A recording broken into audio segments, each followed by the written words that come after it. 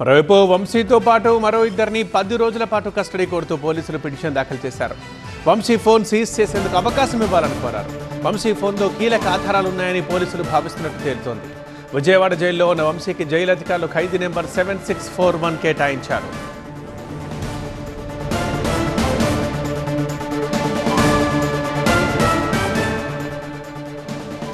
రెడ్డిగా Vamsi phone seize చేసేందుకు అవకాశం ఇవ్వాలంటూ ఇక పోలీసులు కస్టడీ పిటిషన్ దాఖలు చేశారు. సో వంశీ ఫోన్లో కీలక ఆధారాలు ఉన్నాయని పోలీసులు భావిస్తున్నట్టు తెలుస్తోంది. అయితే ఇక విజయవాడ జైల్లో ఉన్న వంశీకి ఖైదీ నెంబర్ కేటాయించారు.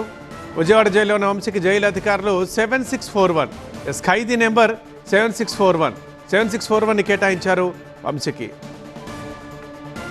రేపు సత్యవర్ధన్ స్టేట్మెంట్ రికార్డ్ చేసేందుకు అనుమతి ఇవ్వాలని పటమట పోలీసులు మెమో దాఖలు చేశారు. వల్లభనేని వంశీ సహా ఇతర నేతల అరెస్టులో సత్యవర్ధన్ స్టేట్మెంట్ కీలకంగా మారబోతోంది.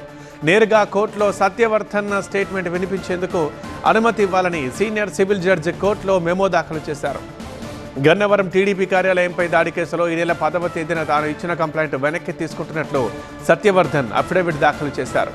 సత్యవర్ధన్ని కిడ్నాప్ చేసి బెదిరించి బలవంతంగా అఫిడవిట్ ఇప్పించారని కేసు నమోదైంది.